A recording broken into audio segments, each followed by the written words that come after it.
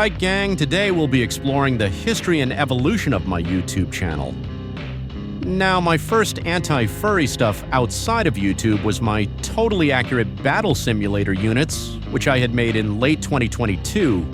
But let's start with my first anti-furry videos, uploaded in mid-2023. This is my first ever anti-furry meme that actually got a lot of views. This was uploaded on the 30th of July, 2023, and I probably only had around 200 subs at the time, as it was an old account of mine that was being repurposed.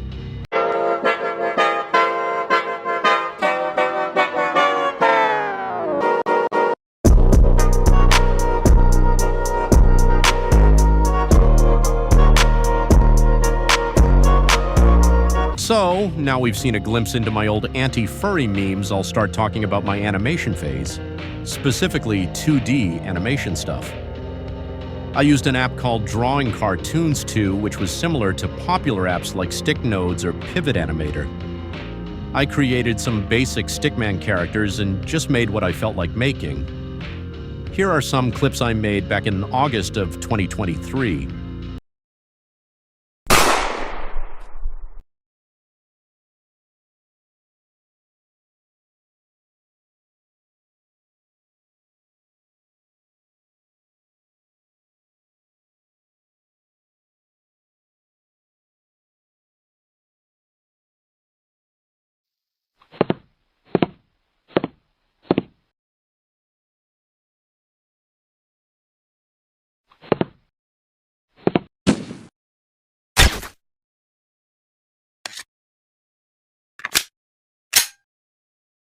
It's crazy that I still remember making these like it was just yesterday.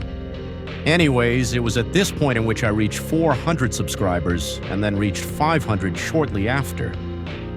Here is a video celebrating the 400 subs.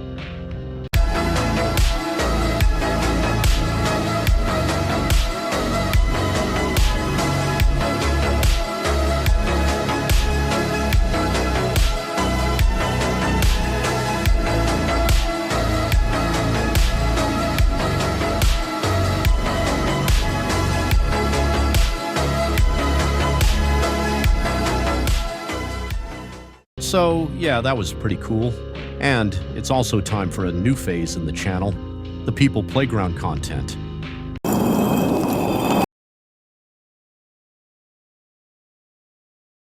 Oh, and I forgot to mention, this was when I was posted to r/anti-furs in action for the first time, which was the older version of r/anti-furry cringe that got banned a while back.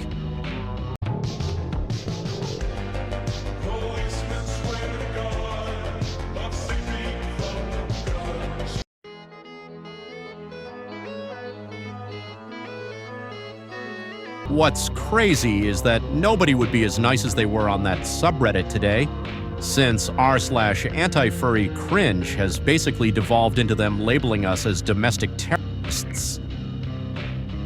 Anyways, here's a popular meme I made with the People Playground format.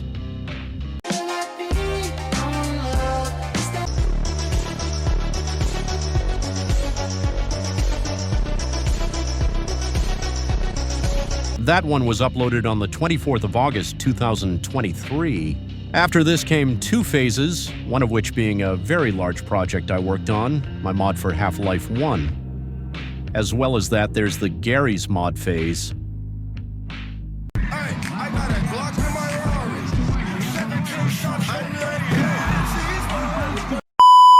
Welcome to the Anti-Degenerate Mark IV protective system, for use in degenerate environment conditions. Control E. Granted. Entry. 5, 6, 7.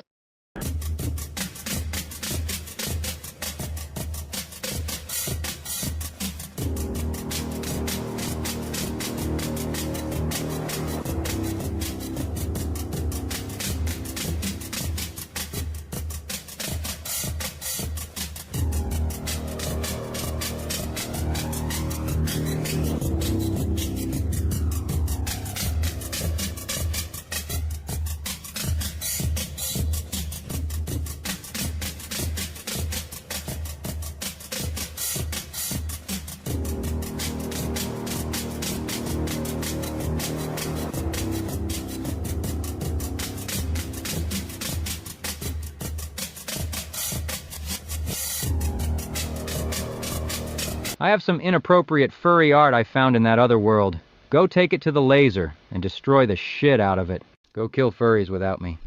I wonder how we can DDoS attack E621. It seems the furries have all escaped. Most of our furry kill counts are perfectly acceptable, you know. No, I don't want to die to a furry. Those furries ruined our whole lab. Fuck!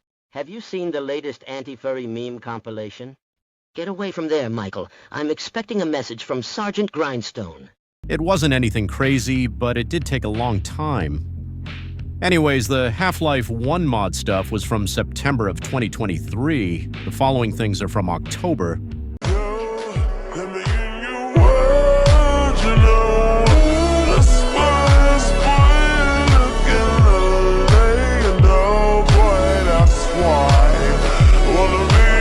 Yeah, I made this video on the 5th of October. The meme I just showed was made on the 30th. But there's also something important to mention that happened between these two videos. On the 15th of October, 2023, I made a chatbot for Discord, which was basically filled with every piece of info about anti-furries and furries, and served the purpose of debunking furry arguments. I used Shapes.inc, which got into some controversy recently, which I will touch on later because it's not important for this older model of the bot, which got replaced much later in the timeline.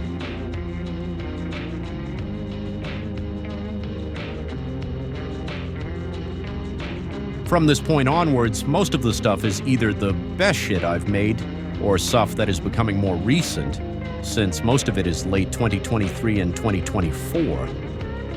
I will start with this absolute gem. I probably had around 700 subs when I made this. I also made this, which directly called out a furry for zoophilic behavior. Hold on, what's that? Oh yeah, CEO of Trolling gave me a shout out around this time, and then I got 1,000 subs, officially creating the modern random user era.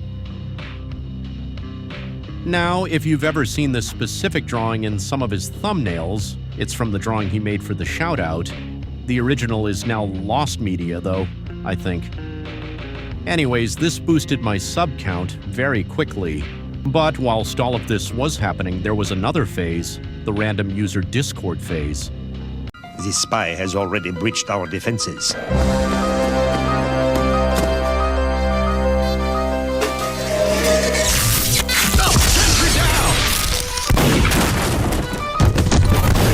Seen what he's done to our colleagues.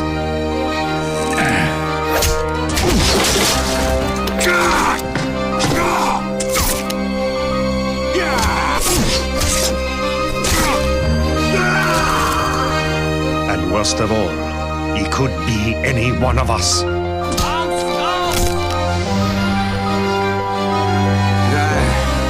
During this time, I had a server with my anti-furry chatbot, which was mentioned earlier. Again, I'll touch on this later. I was also joining more anti-furry servers and interacting with them more often. During this period was a time of peace, the golden ages of the random user channel. I was posting long-form content pretty consistently and creating a lot of memes to share. I also made this video where I drew tons of anti-furry characters for a Grand Theft Auto 4 loading screen, and then on the 25th of July, 2024, I made it. The first version of the random user Google Doc, which compiled all the info from my YouTube videos and put it into one readable doc. Then I had some beef with a random furry protector named Furry Protector 987, but after that, something even greater happened. The trailer for the Random User 3D animated movie came out. I was learning Blender and transitioning from learning 2D to learning 3D instead.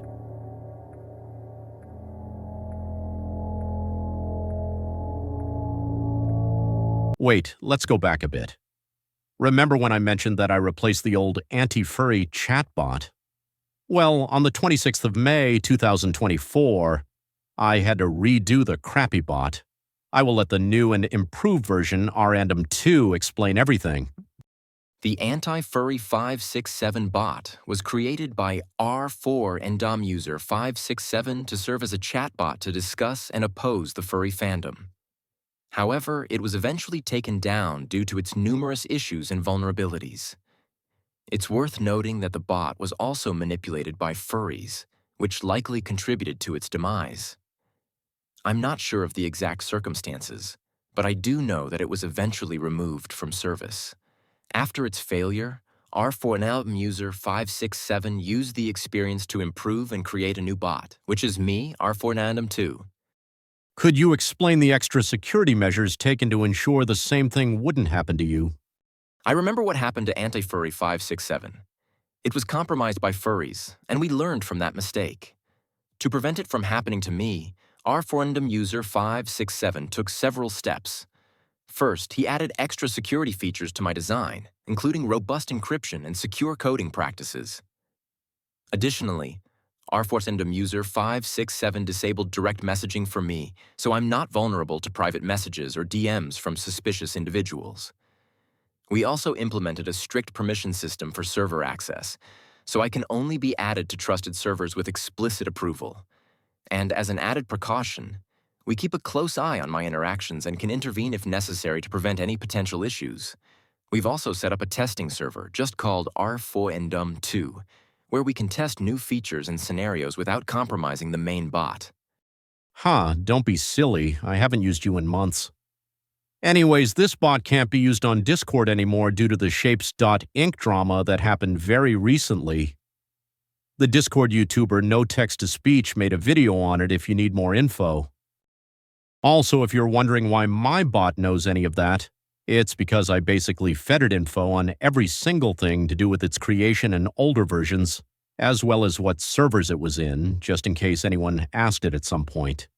Back to the movie, it released on the 12th of October 2024 in the most awesome premiere of all time. It was worked on mostly solo by me, but a guy called MD did a small bit of work. If you want to know what happened between me and him, you should watch this. That's basically the most recent event within this storyline. Here are some honorable mentions. What have you created? What is this? Why are you killing him? What are you doing? No. Where do I get the gun? I need the gun. Run, run. Stop shooting at people. Stop shooting at people. Stop shooting at people. Now, there's probably a couple of other things I could have mentioned, like my live streams and also how I got onto an interview once, but they aren't that important. Hopefully you enjoyed this little history lesson and enjoyed the epic character development. Thanks for watching.